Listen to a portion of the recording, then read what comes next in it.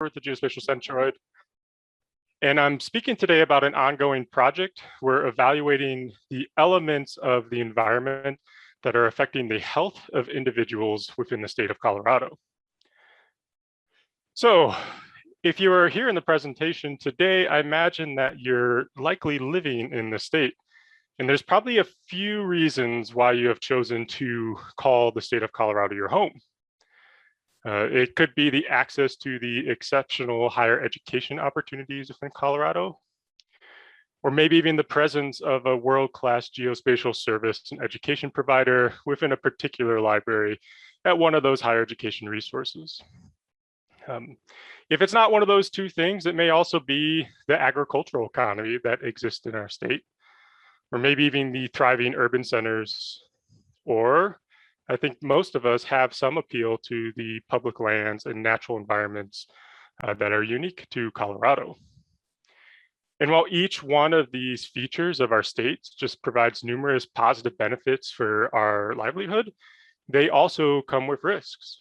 So non-point source solution is associated with agricultural landscapes, and this can have effect on water quality.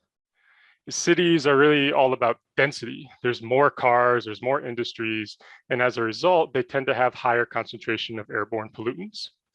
And even the mountains are a natural source of radioactive elements like radon, which have direct effects on human health. And a core reality of geographic features is that they're generally not evenly distributed throughout space.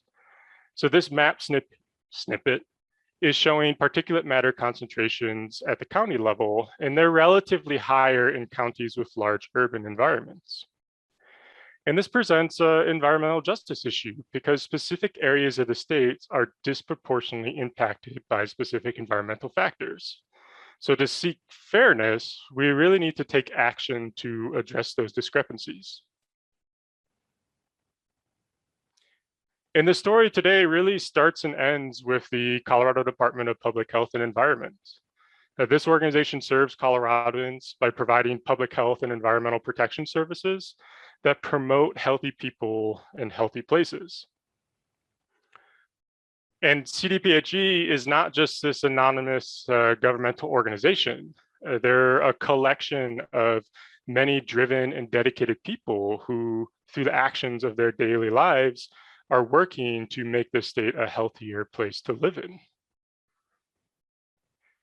And these individuals realized that in order to move that process forward, they really needed to expand upon their existing work in identifying communities that have been disproportionately impacted by climate change and look more broadly at a comprehensive set of environmental factors that are influencing public health.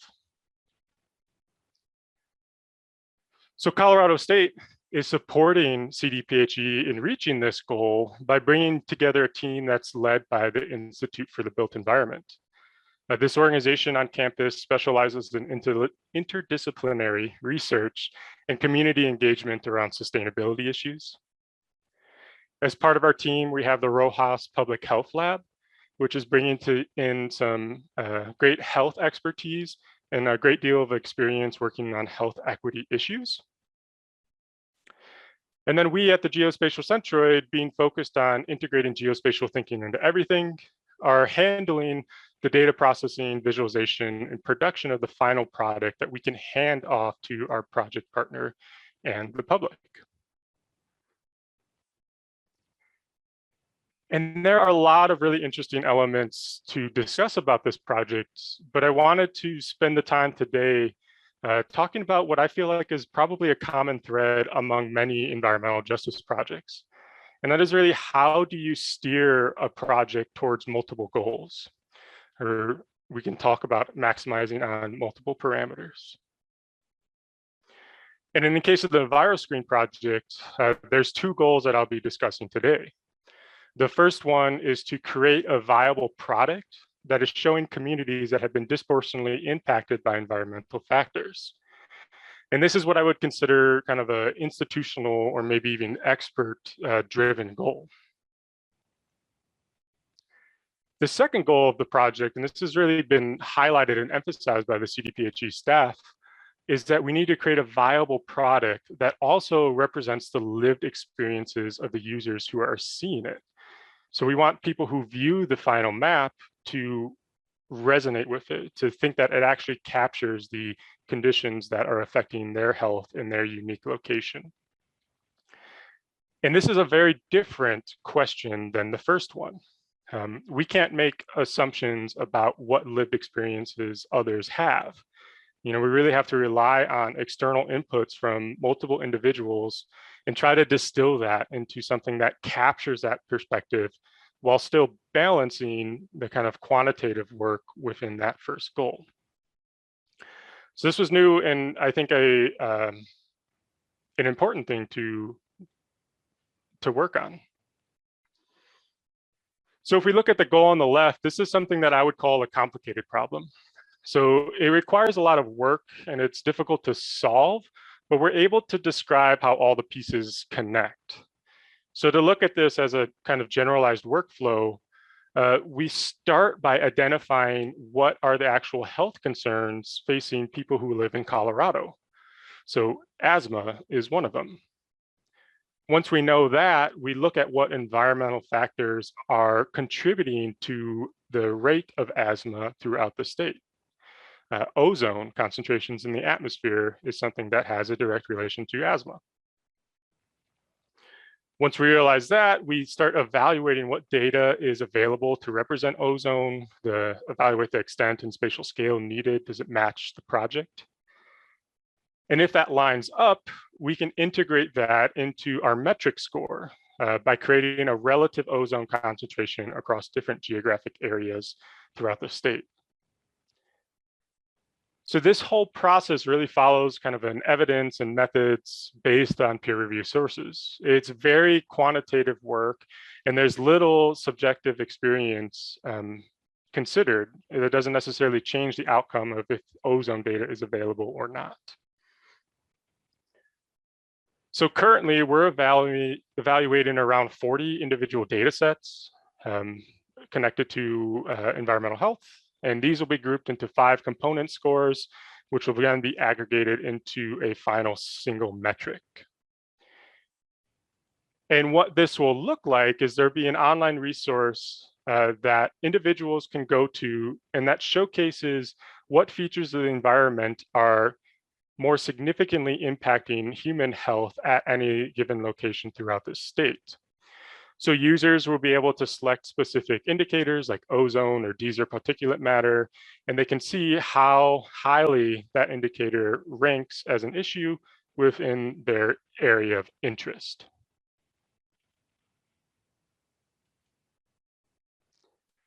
Now, the second parameter, or the second goal of the study, is that we want to ensure that this information represents the lived experience of users. And this is a complex process. And these are very different from complicated problems because in complex systems, component parts interact with other features in multiple ways.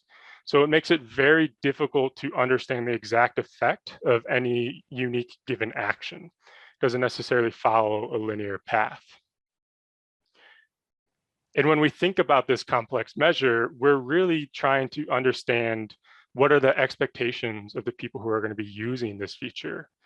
How can we give them a voice in the process? Will they believe what we're saying? Will they understand it, or can they even use it? And to kind of highlight how different these two perspectives are from the goal 1 to the goal 2, I'm going to step away from health from a moment and talk about something that we hopefully can all connect on. So, are you a good driver? I can't see anybody, but I imagine if I asked folks to raise their hands, many would. This is interesting that most of us actually think we are. According to this Business Insider report, 73% of US drivers consider themselves better than average. So now this is kind of a surprising statistic that I think is worth talking about it a little bit more. If we were to try to develop a distribution that shows this relationship, it implies that there's a large left skew. meaning that there are some truly horrendous, god-awful drivers out there that are just dragging down the average driving skills so far that being a mediocre driver means you're actually above the average skill level. And I know what you're thinking. If you've driven a car, like, absolutely, that's true, right? Like, there's some bad drivers out there. However, I think if we try to look at this from a very logical approach, that perceived perception of the distribution doesn't quite line up. So driving is actually something kind of rare in our society, but it comes with a test. So there's a bare minimum skill set that you need to possess in order to drive. Plus, there are also lots of costly penalties for poor driving behavior. In addition to this, there's actually part of our population that drive professionally. So I would imagine that the skill cap from an average driver compared to professional driver is quite great. This would lead me to believe that driving skill is actually probably more likely distributed along a right skew. And that implies that most of us are actually below average in driving skill. Now, there's a big discrepancy here. We evaluate our driving skill in one way, but our kind of logical prediction of that shows something very different. And I think it's really important to keep in our mind as to why this could be happening, because these types of discrepancies show up in all types of evaluations regarding perceived perception versus predicted perceptions. So to me, a lot of this relies on the fact of how do you define a good driver? Some individuals might consider a good driver someone who's safe or very attentive while behind the wheel. Other individuals may think that they're a good driver because they can get around all the slow folks on the road and that they can multitask while they're driving. Like, it's easy to drive. I can also do all these other things. So the important message here is that the individual perception of driving quality is based on what those individuals value from the driving process. So you're going to have an inherent variability of the definition of what a good driver is based on who is coming up with that definition. Now, if you were to change the frame and ask someone connected to a regulatory body, such as the Colorado State Patrol, you would get a very different mechanism for how they're evaluating if someone's a good driver or not. They have to observe the characteristics of the driver. And they're kind of measuring those observations against known values. So it's like, are they speeding? Are they staying in between the lines? So on and so on. And once they can measure those things, they're evaluating against the known standards, right? Like, if you're going 2 miles per hour over on the interstate, it's probably not going to be a problem. If you're going 10 miles per hour over in the speed zone or in a school zone, that's going to cause more of an issue. And this structure at the institutional side is in play to help ensure that these actions are applied consistently across the population, so that if Batman is traveling over the speed limit, he'll still get pulled over and given a ticket. So when we look at these two different mechanisms for defining a good driver, it's obvious that they have some real potential to conflict with one another. And this represents some real challenges for anyone working with these two structures for looking at the same process. And to try to tie this back to health, I'll just explain a personal example. So I am 6 feet 2 inches tall. I weigh 240 pounds. And that means I have a body mass index of 30.8. So by definition described by the CDC, that means that I am obese. I fall past that threshold. Now, this doesn't necessarily align with my lived experience or my definition of what it means to be obese. So it kind of puts me on edge. I'm a little skeptical of this. And when I see this information, there's many things I can do with it, but I think they kind of fall into 3 different categories. I can accept it, bring this definition onto myself and just go with it. I can try to understand what that definition really means and see if it actually applies to my use case or not. Or I can discredit it, call it a bunch of baloney and just ignore the fact that this institution has applied this definition on me. And from the organizational perspective, both options 1 and 3 are not great because they don't really elicit any positive action in the individual. But when someone is presented with a new piece of information, if that can elicit this kind of seed of curiosity within the individual, that can lead to many number of important things down the road. Yet it's wrong for us to assume that just presenting information is going to spark that seed or that interest or that emotional response to your work. In fact, that's actually a very difficult thing to do in most cases. So to quote Simon Sinek here, it is hard to make the case to someone that your products or services are important in their lives based on external rational factors that you have defined as valuable.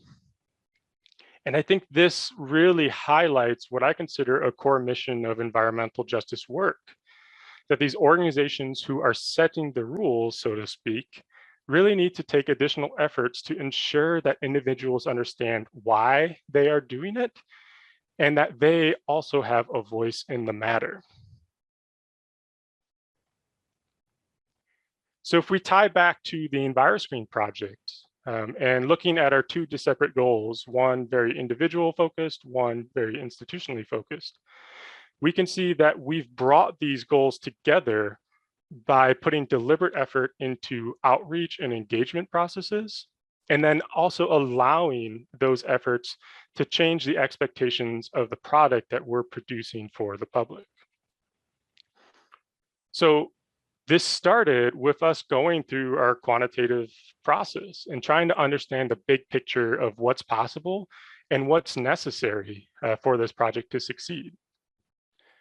We then undertook a series of interviews, focus group participations in a large-scale public meeting where we gained spoken and written perspectives on the value, the purpose of the tools, what indicators should be used to represent health.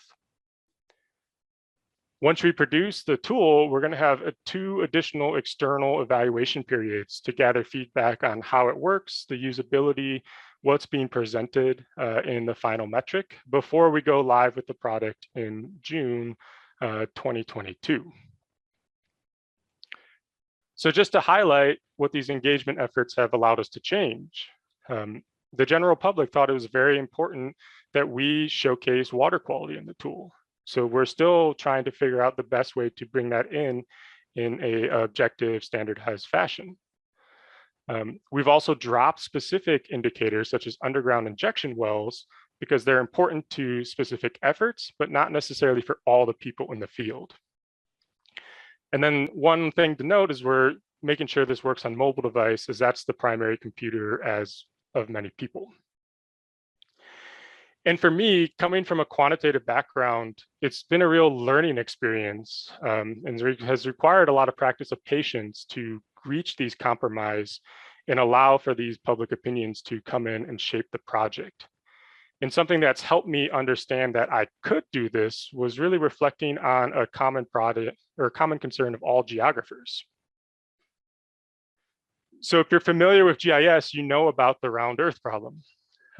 It's impossible to accurately represent a 3-dimensional Earth on a 2-dimensional surface.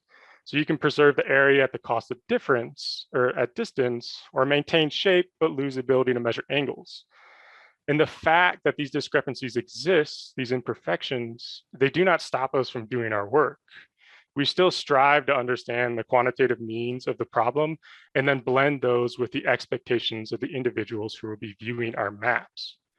So this compromise is something that we know well. And if we really want to find our place in the world of environmental justice as geographers and GIS professionals, I think we need to take this lesson of compromise that we've learned from around Earth and bring it into everything that we do. So if you're interested in hearing more, please reach out to either myself or anyone at the Centroid. You can connect to the EnviroScreen project directly via the CDPHE website. And you can also follow the development of the process on the Centroid's GitHub page. So thank you for your time and happy GIS Day, everyone.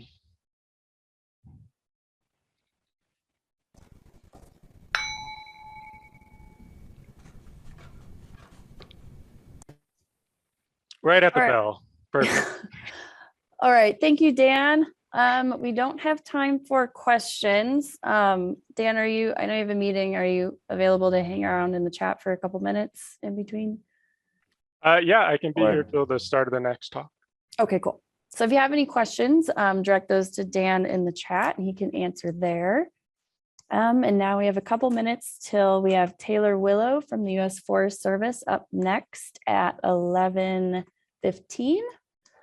And I'm also just going to remind everyone again to take that survey. I'm going to put the direct link to the survey in the chat again, in case you lost the previous link. And then I'll see you all in a couple minutes.